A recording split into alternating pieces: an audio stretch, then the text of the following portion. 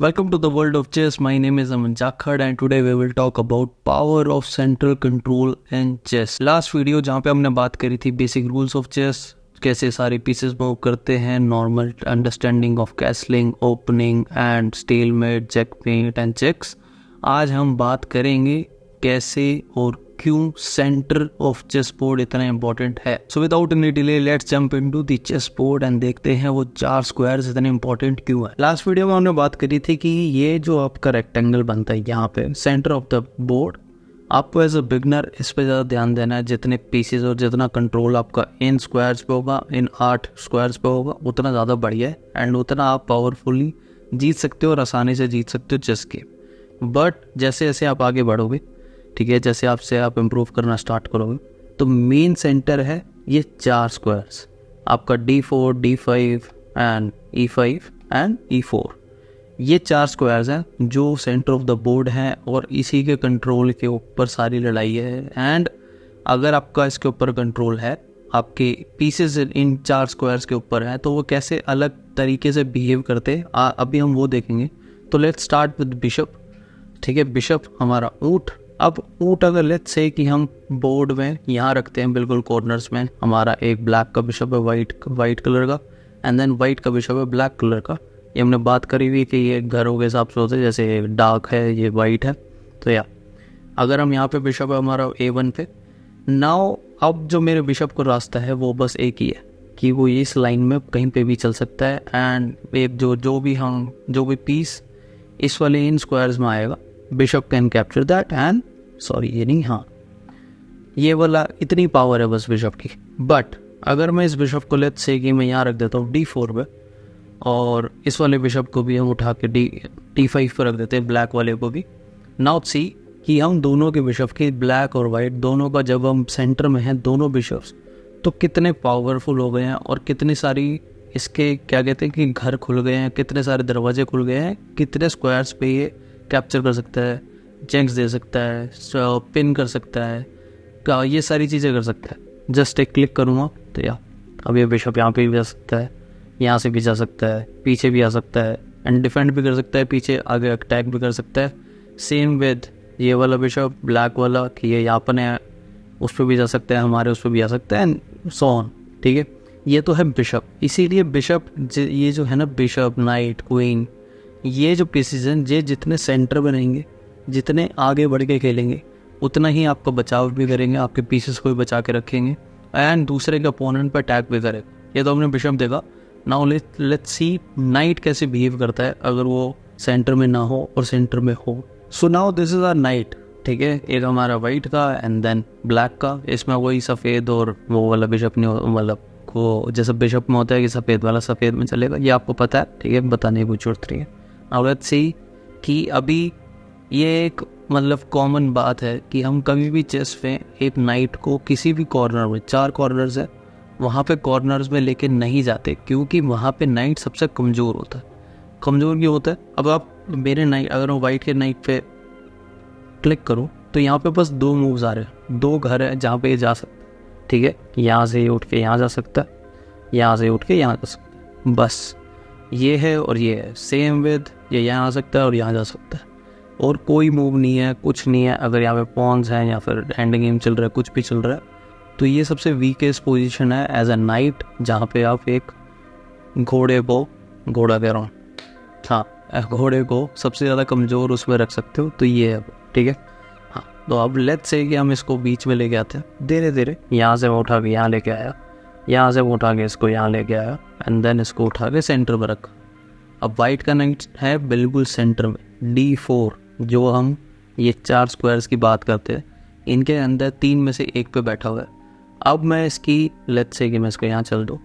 अब इस नाइट की पावर देखो कि कितने सारे घर खुल गए हैं, कितनी सारी पोजीशन खुल गई है इसके लिए, खेलने के लिए, लोगों को मारने के लिए एंड चेक्स देने के लिए, बहुत सारी चीज़ें करने के लिए. जस्ट ए क्लिक, अब आराम से ये 8 उस पर जा सकता है. 8 घर हो गए हैं इसके लिए कि ये कहीं पे भी जा सकता है, कहीं से भी आ सकता है.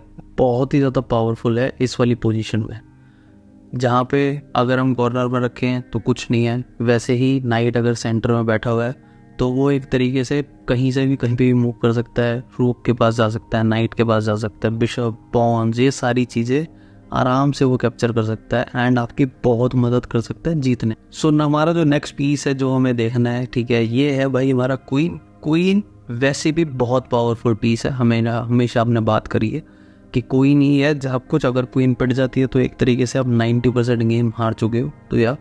तो क्वीन सबसे पावरफुल पीस है, चाहे वो किसी भी कोने में हो, कहीं पे भी कॉर्नर में हो, किसी भी स्क्वायर में हो। बट अगर हम उसको लेट्स से कि ऑब्वियसली ये रूक और नाइट की तरह चलती है, जैसे ही क्लिक करोगे तो आपको पता चल जाएगा किन किन स्क्वायर्स पे जा सकती है एंड किन किन स्क्वायर्स पे नहीं जा सकती। जस्ट रूक एंड नाइट का मिक्सचर क्वीन बन जाती है।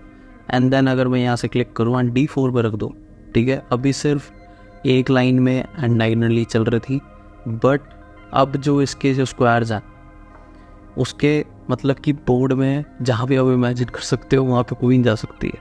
तो ये है कि पावरफुल पीस है, अगर वो कॉर्नर में है वो फिर भी पावरफुल है, बट अगर वो सेंटर में बैठा है तो वो सुपर पावरफुल हो जाता है एज अ क्वीन की अगर हम बात करें, ठीक है। तो सेंटर इतना इफेक्ट डालता है गेम के ऊपर, ठीक है।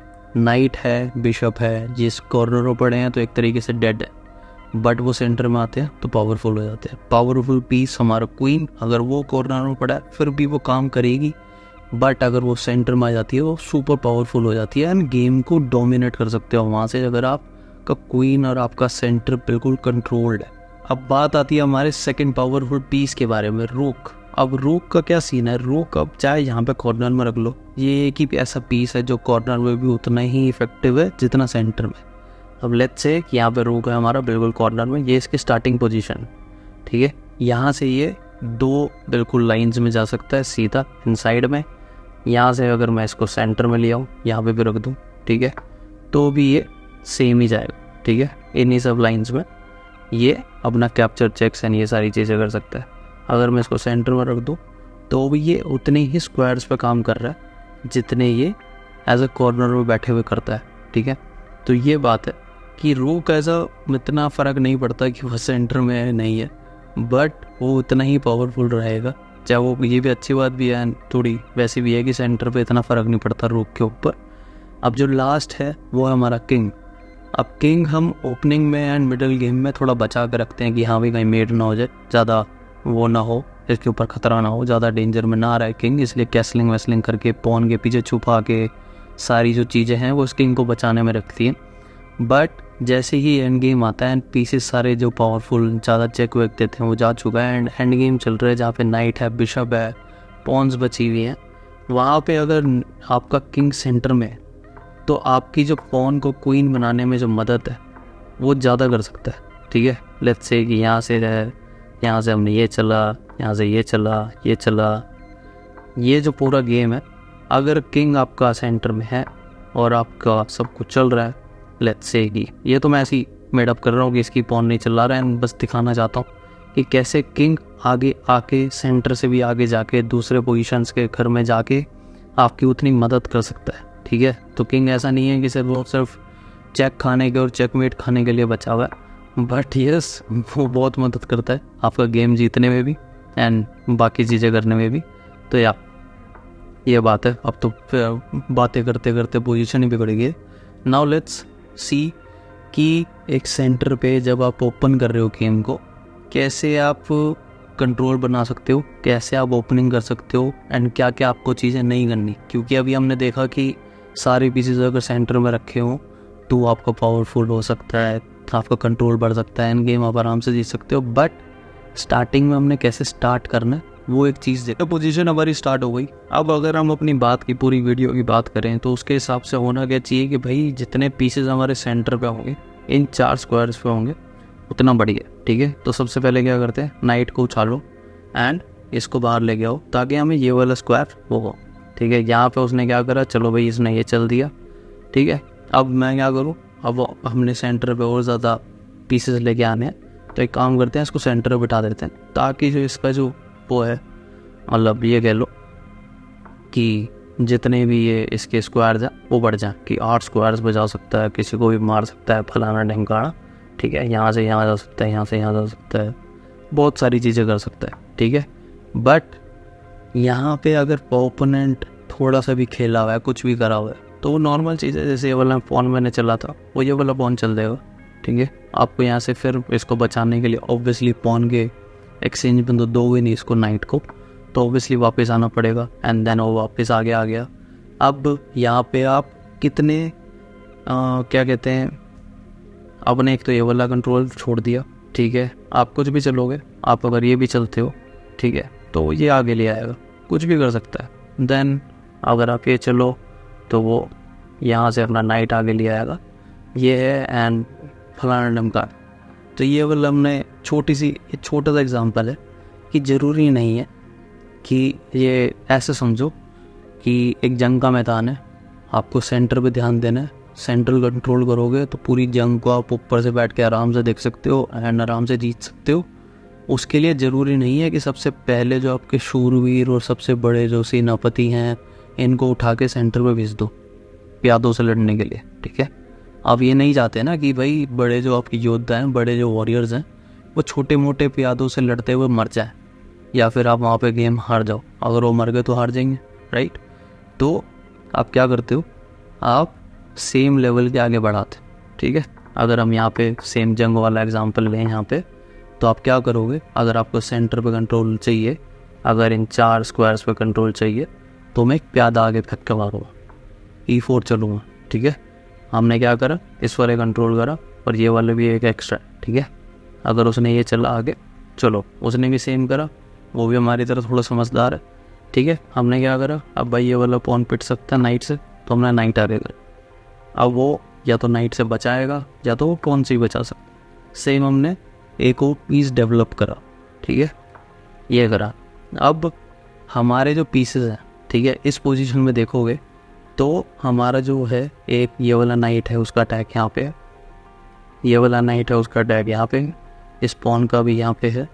यहाँ से ऐसे धीरे धीरे सेंटर पे कंट्रोल बनाना स्टार्ट कर, ठीक है। अब वो क्या करेगा, लेट्स से कि उसने इस वाले स्क्वायर पे भी ध्यान देने, क्योंकि हमारे 2 पीसेस का स्क्वायर मतलब ध्यान जा रहा, तो उसने भी नाइट आगे बढ़ाया। Then you can do this, ठीक है। यहाँ पे लड़ा, यहाँ पे लड़ा, अब वो इसको नहीं मार सकता, या तो वो ये आगे लेके आएगा या तो आप वहाँ से मारो, ठीक है। तो उसने ये मारा, आपने ये चला, उसने कुछ नहीं चला, उसने ये चला, आपने ये चला, ठीक है। ऐसे करते करते इन दी एंड अभी भी आपका यहाँ पे क्या कहते हैं, ये कंट्रोल्ड है, ये कंट्रोल्ड है, ये कंट्रोल्ड है, इससे ये कंट्रोल्ड है। सारी लड़ाई सेंटर की है, बट उसमें ये नहीं करना कि आपने अपने जो बड़े पीसेस है वो लगा दिए। ट्राई, और जैसे ही स्टार्ट होता है पॉन से करना स्टार्ट हुआ, देन आपके पीसेस डेवलप करे और बाहर लेके आए। यहाँ से आप कैसल भी कर सकते हो यहाँ पे, ठीक है। यहाँ से आप क्वीन को भी बाहर लेके आ सकते हो और अटैक जनरेट कर सकते हो जब ये यहाँ से कैसल कर लेगा। ये सारी तकनीकें हैं और ये सारी टैक्टिक्स हैं जो आप धीरे धीरे सीखोगे। अभी जो इस वीडियो का मोटिव था, जैसे हमने पहली वीडियो में बात करी थी, पहली वीडियो में बहुत छोटा सा समझा दिया था कि इन 4 स्क्वायर्स पे ध्यान देना है, बट वो क्यों देना है उसका वो जो एक क्या कहते हैं, एक डिटेल्ड वीडियो बनाना बहुत ज़्यादा ज़रूरी था। एज ए बिगनर आपको समझना पड़ेगा कि ज़रूरी नहीं है, एक तो सबसे पहले ज़रूरी है कि आपको सेंटर पे ध्यान देना, ठीक है। फॉर स्टार्टिंग आप इन सारे 4 स्क्वायर्स पे ध्यान दे सकते हो, ये जो 8 स्क्वायर्स है फॉर स्टार्टिंग, ठीक है। जब आप गेम सीखना स्टार्ट कर रहे हो, न्यू टू चेस हो, बट जैसे जैसे आप इम्प्रूव करना स्टार्ट करते हो, आपके जो फोकस्ड चेस मतलब फोकस जो है स्क्वायर्स, वो ये 4 हो जाएंगे। एंड कहीं कोई सा भी गेम उठा के देखो, कहीं से भी देखो, ये जो E4 का गेम है कि यहाँ से जो स्टार्ट होता है, आपको E4 नहीं चलनी, आप यहाँ से सेम D4 चल सकते हो, ठीक है। कई बार ऐसा होगा यहाँ से जब ब्लैक का मूव होता है तो वो सिसिलियन चलते था, जैसे ही आप ये चलते, ठीक है। तो सारी जो ओपनिंग्स हैं मोस्टली और जो मिडल गेम्स हैं वो सारी चीज़ें इन 4 स्क्वायर्स पे होती है, ठीक है। जो कंट्रोल है यहाँ पे, अगर जिसका कंट्रोल है वो पूरा डोमिनेट कर सकता है चेस गेम को। तो ये पूरा मोटिव है इस वीडियो का एंड पूरा जो क्या कहते हैं निचोड़ है इस वीडियो का कि middle of the game chess board मतलब centre of the chess board पे ध्यान दो, जितना कंट्रोल बना सकते हो उतना बढ़ाओ, पॉन से स्टार्टिंग करो, अपने दूसरे पीसेस डेवलप करो, क्वीन को बाहर लेके आओ, उसको और खुले मैदान में छोड़ो, मारो पीटो, जीतो। ये है पूरा इस वीडियो का निचोड़ कि यस सेंटर क्यों इम्पोर्टेंट है, सारे पीसेस कैसे अलग तरीके से बिहेव करते हैं जब वो सेंटर में बैठे होते हैं, कितने पावरफुल हो जाते हैं, क्या नहीं करना। ये भी इम्पॉर्टेंट है कि सेंटर पे कंट्रोल करने के लिए आपने सबसे पहले रानी ही पेल दी उसके ऊपर, या अपने घोड़े और ऊँट पेल दिए, वो भी ठीक नहीं है। ठीक है, पॉन से स्टार्टिंग करो, स्ट्रेटजी बनाओ कि यस ये वाली ओपनिंग ज़्यादा आपके लिए सूटेबल है। ओपनिंग्स पे भी हम बात करेंगे नेक्स्ट वीडियो में या उससे अगले से अगली वीडियो में, बट या आज के लिए इतना ही था। अगर आपको वीडियो अच्छी लगी हो तो या please like comment and share and subscribe to our channel. और बाकी मिलते हैं नेक्स्ट वीडियो में, तब तक के लिए अपना ध्यान रखें एंड कीप प्लेइंग एंड सीखो बढ़िया एक तरीके से। या थैंक यू सो मच, मिलते हैं नेक्स्ट वीडियो में।